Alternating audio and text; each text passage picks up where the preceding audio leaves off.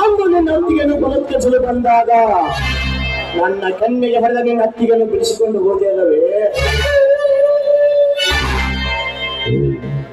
ಸರ್ಪದ ಬಾಯಲ್ಲಿ ಕಪ್ಪೆಯನ್ನು ಬಿಡಿಸಿಕೊಳ್ಳಲು ಹೋಗಿ ಸರ್ಪವನ್ನೇ ಕೆಳಗೆ ಕಪ್ಪೆಯನ್ನು ಬಿಡಿಸಿಕೊಂಡಂತಾಗಿದೆ.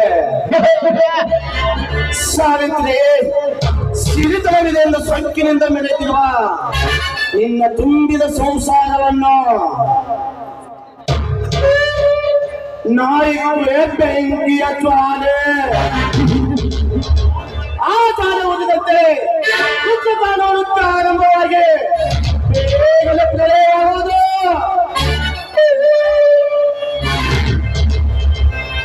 ನನ್ನ ವಿವರವಾಗಿದ್ದ ನಿಮ್ಮ ಮನೆಗೆ ನನ್ನ ಪ್ರೇಯಸಿ ಸುವರ್ಣಗಳಿಂದ ಸೇನನಿಗೆ ಬೀಸುವೆ ಪ್ರೇಮದ ಬಲೆ.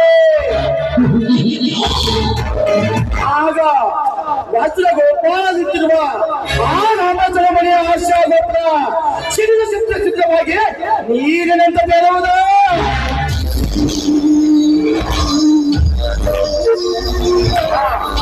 ನನ್ನ ಪ್ರೇಯಸಿ ಸುವರ್ಣ ಬರೋ ಬೇರೆಯಾಗಿದೆ. ಅವಳಿಗೆ ಇಂದಿನಿಂದಲೇ ಬೋಧಿಸುವೆ ಭಗವದ್ಗೀತೆ.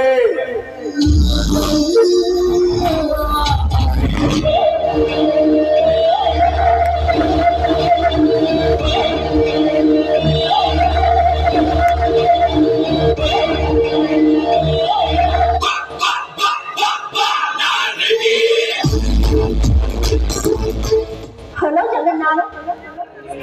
ವೆಲ್ಕಮ್ ಸುವರ್ಣ, ವೆಲ್ಕಮ್. ಏನು ಇಷ್ಟೊಂದು ಗ್ರ್ಯಾಂಡ್ ಆಗಿ ಬಂದಿದೆಯಲ್ಲ, ಏನಾದರೂ ವಿಶೇಷವೇ? ಜಗನ್ನಾಥ, ವಿಶೇಷತನ ಎಲ್ಲೆಲ್ಲಿ ವಿಶೇಷತೆ ಬರಬೇಕು? ನನ್ನ ಹೃದಯದಲ್ಲಿ ಯಾವಾಗಲೂ ಮಲ್ಲಿಗೆ ಅಂತ ಇಂಥ ಭಾವಚಿತ್ರ ಅರಳಿ ನಿಂತಿರುವಾಗ ಮತ್ತು ಯಾವ ವಿಶೇಷ ಜಗನ್ನಾಥ?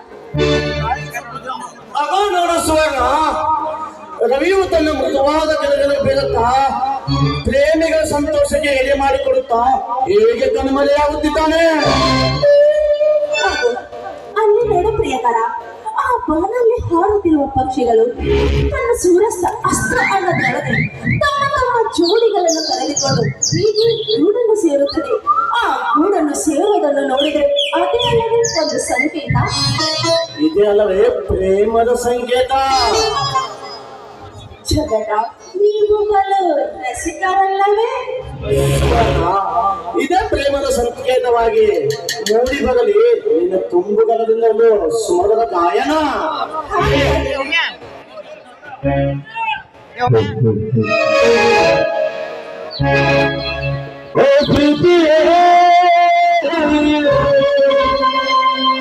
I love you.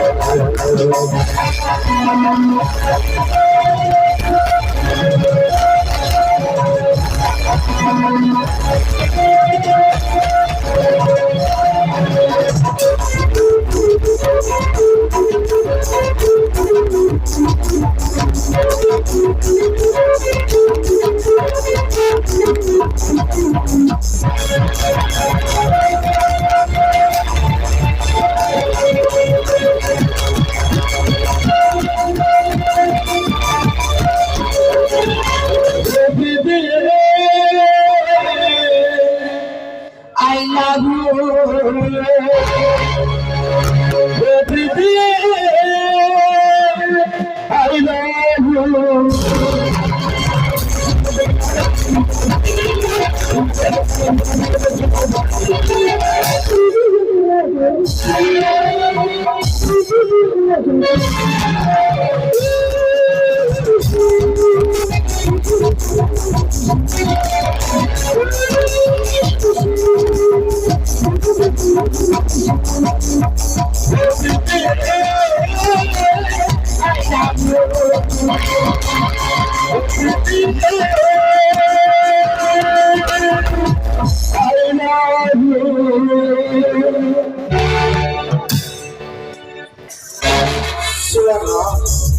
ನಿನಗೊಂದು ಮಹತ್ವವಾದ ಕಾರ್ಯವನ್ನು ಒಪ್ಪಿಸಬೇಕಂತ ಮಾಡಿದ್ದೇನೆ. ಅದಕ್ಕೆ ನಿನ್ನ ಅಭಿಪ್ರಾಯ ತಿಳಿಸುವೆ. ಜಗನ್ನಾಥ್, ಈ ನನ್ನ ಜೀವನವನ್ನೇ ನಿನಗಾಗಿ ಮುಖವಾಗಿ ಇಟ್ಟಿದ್ದೇನೆ. ಅದು ಯಾವ ಕೆಲಸ ಆದಷ್ಟು ಬೇಗ ಹೇಳಿ. ಅದರಂತೆ ಮಾತು ಕೊಡುವೆ ಸುವರ್ಣ. ಯಾಕೆ ಜಗನ್ನಾಥ್, ಈ ನನ್ನ ಮೇಲೆ ನಿಮಗೆ ನಂಬಿಕೆ ಇಲ್ಲವೇ? ಹಾಗಾದ್ರೆ ತೆಗೆದುಕೋ ವಚನವನ್ನು. ಸುವರ್ಣ, ಎಂದಿನ ನೀನು ಸಾಕ್ಷಾತ್ ಸೂರ್ಯನ ಸತಿಯಾಗಿ ಬಾಳುವುದಕ್ಕೆ ನಾವು ಪ್ರೇಮಿಗಳಾಗಬೇಕು. ಜಗನ್ನಾಥ್, ಏನ್ ಹೇಳ್ತಾ ಇದೆಯಾ ನೀನು? ನಾನು ನಿಮ್ಮನ್ನು ಮನಸ್ಸನ್ನು ಪ್ರೀತಿಸ್ತಾ ಇದ್ದೀನಿ. ಅಷ್ಟೇ ಅಲ್ಲ, ಈ ನಿಮ್ಮ ಕೈಯಿಂದ ಮಾಂಗಲ್ಯ ಕಟ್ಟಿಸಿಕೊಂಡು ಈ ನಿಮ್ಮ ಪಾದದಲ್ಲಿ ಬಿದ್ದು ಸಾಯಬೇಕೆಂಬ ಆಸೆ ಹೊಂದವಳು ನಾನು. ಅಂಥದ್ರಲ್ಲಿ ನಿಮಗೆ ಈ ರೀತಿ ಹೇಳಿದ್ರೆ ಬೇಡ ಜಗನ್ನಾಥ್, ಬೇಡ.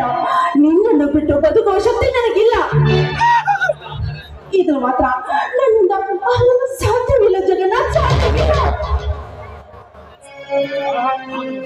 ಹಾಗಲ್ಲ ಸುವರ್ಣ, ನಾನು ಹೇಳುತ್ತಾ ಇರುವುದು ಶಾಶ್ವತವಾಗಿ ಸುರಿನ ಸತಿಯಾಗಿ ಬಾಳುವ ನಾನು ಹೇಳುತ್ತಿಲ್ಲ. ಕೇವಲ ತಾತ್ಕಾಲಿಕ ಸುರಿನ ಸತಿ. ಮದುವೆಯಾದ ಮರುದಿನವೇ ನೀ ಆಗಬೇಕು ಆ ಮನೆಯ ಸೂತ್ರಧಾರಿ.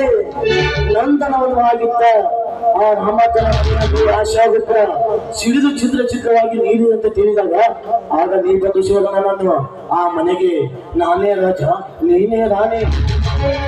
ಅಲ್ಲದೆಯ ಅವರ ಮನೆ ಹುಡುಗರಿಂದ ನಿನಗಾಗುವ ಲಾಭವಾದರೆ ಏನು? ಲಾಭ ಚಲವೇ ನನ್ನ ಲಾಭ. ಛಲ, ಬರ ಛಲ ತೀರಿಸಿಗೋಸ್ಕರ ಪ್ರೀತಿ ಯಾವುದೇ ಕಾರಣಕ್ಕೂ ಒಡಗಬಾರದು ಜಗನ್ನಾಥ್, ಒಡಗಬಾರದು. ಹಾಗಂತ ಯಾರು ಹೇಳಿದರು? ಅಲ್ಲಿವರೆಗೂ ನನ್ನ ಪ್ರೇಮದ ಗೊತ್ತು ಗುಪ್ತವಾಗಿರಬೇಕು. ಈ ಗುಪ್ತ ಪ್ರೇಮದ ವಿಷಯ ಒಂದು ವೇಳೆ ನಾಳೆ ಆ ನಲ್ಲನಾಗುವ ನನ್ನ ನಲ್ಲನಿಗೆ ಗೊತ್ತಾಗಿ, ಅದು ಅಲ್ಲದೆ ಅವರ ಮನೆಯಲ್ಲಿರೋರಿಗೆ ಗೊತ್ತಾದರೆ ಹೇಗೆ? ಸುವರ್ಣ, ನಮಗಾಗುವ ಗತಿಯ ಬಗ್ಗೆ ವಿಚಾರಿಸದೆ ನಮ್ಮ ಜನ ಮನೆತನಕ್ಕಾಗುವ ಗತಿಯ ಬಗ್ಗೆ ಕಾಯ್ದು ನೋಡು. ಹಾ ಸುವರ್ಣ, ಇದು ಕೇವಲ ನಟನೆ. ಇಂದಿನಿಂದ ನೀನು ತಂಗಿ, ನಾನು ಅಣ್ಣ. ಜಗನ್ನಾಥ್, ನಾನು ಹೀಗೆ ನನ್ನನ್ನು ನೀನು ಹಾಲಲ್ಲಿ ಹಾಕ್ತೋ, ನೀನೆಲ್ಲಾದ್ರೂ ಹಾಕು. ಆದ್ರೆ ನನ್ನನ್ನು ಮಾತ್ರ ನೀನು ಯಾವುದೇ ಕಾರಣಕ್ಕೂ ಬಿಡಬೇಡ ಜಗನ್ನಾಥ್, ಬಿಡಬೇಡ.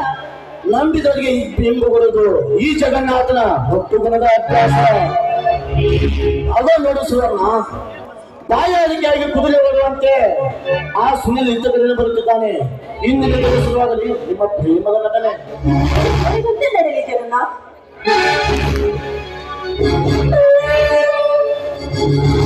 ಹಲೋ ಸುನಿಲ್. ಹಲೋ ಜಗನ್ನಾಥ್, ಅನೇಕ ವಿದ್ಯಾಭ್ಯಾಸದ ವಿಷಯವನ್ನು ಪ್ರಸ್ತಾಪಿಸುತ್ತಿರುವೆಯಲ್ಲ. ಅದೇ ಇದೇ ನನ್ನ ತಂಗಿಯ ವಿದ್ಯಾಭ್ಯಾಸವನ್ನು ಇಲ್ಲಿಗೆ ಮುಗಿಸಬೇಕೆಂದು ಯೋಚನೆ ಮಾಡುತ್ತಾ ಇದ್ದೆ. ಅಷ್ಟರಲ್ಲಿ ನೀನು ಬಂದೆ. ಏನಾದರೂ ಸಮಾಚಾರ? ಸಮಾಚಾರ ಎಲ್ಲಿ ಬಂತು ಜನ?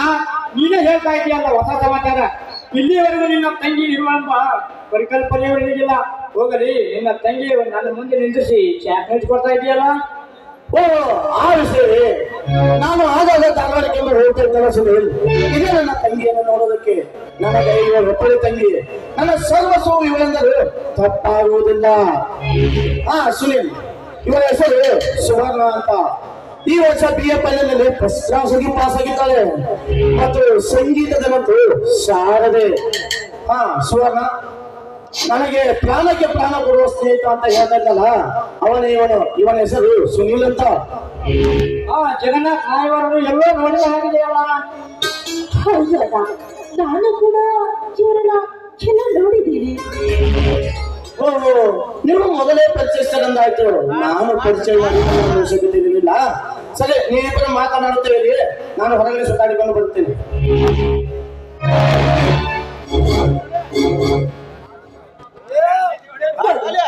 ನಾನು ಜಗನ್ನಾಥ್ ಅವರ ತಂಗಿ, ಕರ್ನಾಟಕ ಕಾಲೇಜಿನಲ್ಲಿ ಓದ್ತಾ ಇದ್ದೀನಿ. ಹೌದು, ನನ್ನ ನಿಮ್ಮನ್ನು ಪರಿಚಯಿಸುವಾಗ ಯಾಕೆ ನನ್ನನ್ನು ಒಂದು ತರ ನೋಡ್ತಾ ಇದ್ದೀರಲ್ಲ? ಸೃಷ್ಟಿಕರ್ತನು ತಮಗೆ ಎಷ್ಟೊಂದು ಚಲೋ ಕೊಟ್ಟಿನಲ್ಲ, ನೋಡ್ತಿದ್ದೆ. ಏಕೆ ತಪ್ಪೇನು? ತಪ್ಪೇನಿಲ್ಲ.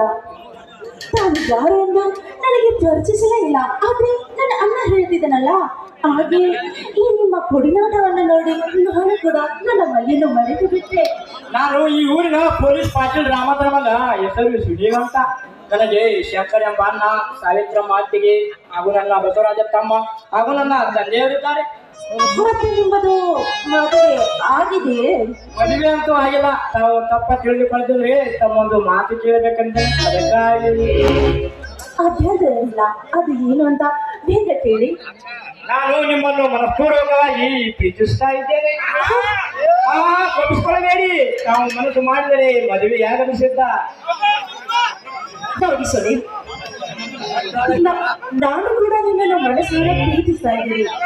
ಆದರೆ ಏನು ಮಾಡುವುದು, ನನ್ನ ಅಣ್ಣ ನನ್ನನ್ನು ಪ್ರಾಣಕ್ಕಿಂತ ಹೆಚ್ಚಾಗಿ ಪ್ರೀತಿಸ್ತಾ ಇದ್ದಾನೆ. ಆದ್ರೆ ಈ ನಮ್ಮಣ್ಣ ಮಾತ್ರ ನಮ್ಮ ಮದುವೆಗೆ ಒಪ್ಪಿದ್ರೆ ಮಾತ್ರ ನಮಗಿಬ್ಬರ ಮದುವೆ. ಈ ದೇವರ ಮುಂದೆ ಪ್ರಮಾಣ ಮಾಡುತ್ತೇನೆ. ಪ್ಲೀಸ್, ನಿನ್ನ ನಿರ್ಧಾರ ಹೇಳುವುದು ಬಿಚ್ಚಿ ಮನಸ್ಸಿಂದ ಹೇಳಿಬಿಡು. ಜಗನ್ನಾಥ್, ಹೌದಾ, ಇವ್ರನ್ನ ಮದುವೆ ಆಗಲು ನೀನು ಮಾತ್ರ ದಯವಿಟ್ಟು ಒಪ್ಪಿಗೆ ಕೊಡೋಣ. ಹೇಳ್ಬೇಡ, ಮದುವೆಗೆ ಒಪ್ಪಿಕೋ. ಓಹೋ, ಇಲ್ಲಿವರೆಗೆ ಬಂದಿದೆ ನಿಮ್ಮ ಪ್ರೇಮದ ನಾಟಕ.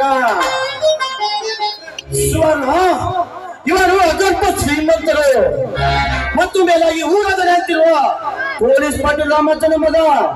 ಇವರ ಅಂತಸ್ತಲ್ಲಿ ನಮ್ಮ ಅಂತಸ್ತಲ್ಲಿ ಇವರ ಅಂತಸ್ತಿಗೆ ವರದಕ್ಷಿಣೆ ಕೊಡುವ ಶಕ್ತಿ ನನಗಿಲ್ಲಮ್ಮ. ಇನ್ನು ತನ್ನ ಶ್ರೀಮಂತನೆಂಬ ಅಹಂಕಾರ ನನಗಿಲ್ಲ. ನಿನ್ನ ಕೂಡ ಸ್ನೇಹವನ್ನು ಮಾಡುತ್ತಿಲ್ಲ ಜಗನ್ನಾಥ್. ನಿನ್ನಲ್ಲಿ ಹಣವಿದೆ, ಆದರೆ ಶ್ರೀಮಂತನೆಂಬುದು ನನಗೂ ಗೊತ್ತಿದೆ. ಆದರೆ ವರದಕ್ಷಿಣೆ ಕೇಳಲಾರೆ. ವರದಕ್ಷಿಣೆ ಎಂದರೆ ನಮ್ಮ ಮನೆಯಲ್ಲಿ ಎಲ್ಲರೂ ವಿರೋಧಿಗಳೇ. ಸುಸಂಪನ್ನಾದ ಹೆಣ್ಣೊಂದಿದ್ದರೆ ಅದೇ ಮನೆಗೆ ವರದಕ್ಷಿಣೆ ಎಂದು ತಿಳ್ಕೊಳ್ತಾರೆ. ನಿನ್ನ ತಂಗಿಯನ್ನು ನನಗೆ ಕೊಟ್ಟು ಪುಣ್ಯ ಕಟ್ಟಿಕೊಂಬಾರಯ್ಯ. ಸುನಿಲ, ಇಂಥ ವಿಷಯವನ್ನು ಹೇಳಿದರೆ ಎಂದು ನಿನಗೆ ಮನಸ್ತಾಪವಾಗುತ್ತದೆ ಅಂತ ಹೇಳು, ಅದೇನು ಪರವಾಗಿಲ್ಲ. ಸುನಿಲ, ನಿನ್ನ ತಮ್ಮ ಬಸವರಾಜ, ನಿನ್ನ ಅತ್ತಿಗೆ ಸಾವಿತ್ರಿ ಈ ಮದುವೆ ಒಪ್ಪಿಗೆ ಕೊಡಲಾರರು. ನಿನ್ನ ಅತ್ತಿಗೆ ಸಾವಿತ್ರಿ ಒಪ್ಪದಿದ್ದರೆ ನಿನ್ನ ಅಣ್ಣ ನಿನ್ನ ತಂಗಿಯೂ ಕೂಡ ಒಪ್ಪುವುದಿಲ್ಲ. ಆಗ ಮರ್ಯಾದೆಗೀಡಾಗಿ ನನ್ನ ತಂಗಿ ಆತ್ಮಹತ್ಯೆ ಮಾಡಿಕೊಳ್ಳುವ ಬದಲು ಈ ಸಂಬಂಧ ಇಲ್ಲಿಗೆ ಮುಗಿದು ಹೋಗಲಿ. ಯಾರ ಒಪ್ಪಿಗೆ ಅವಶ್ಯಕತೆ ನನಗೆ ಬೇಕಾಗಿಲ್ಲ. ಒಪ್ಪಿದರೆ ಒಯ್ದು, ಒಪ್ಪದಿದ್ರೆ ಸ್ವಂತ ಸುವರ್ಣ ಕರೆದುಕೊಂಡು ಹೋಗಿ ರಿಜಿಸ್ಟರ್ ಮ್ಯಾರೇಜ್ ಆಗಿಯೇ ಬರುವೆ. ಇದರಂತೆ ವಚನ ಕೊಡುವೆ. ಆಯ್ತು ಸುನಿಲ, ನಿನ್ನ ಮಾತಿನಂತೆಯೇ ಆಗಲಿ. ಇಂದಿನಿಂದಲೇ ನಿಮ್ಮ ಮದುವೆ ಸಿದ್ಧತೆ ಮಾಡೋಣ. ಬನ್ನಿ ಹೋಗೋಣ. ಕೆಲಸವಿದೆ, ನಾವು ಸುನಿ ಮನೆಗೆ ಬಂದು ಊಟ ಮಾಡಿಕೊಂಡು ಹೋಗೋರಂತೆ. ಬನ್ನಿ. ಆಯ್ತು. ಓಹೋ, ಒಂದೇ ದಿನದಲ್ಲಿ ಎಷ್ಟೊಂದು ಹೊಂದಾಣಿಕೆ. ಸರಿ, ಬನ್ನಿ ಹೋಗೋಣ. ಸುನಿ, ಬನ್ನಿ.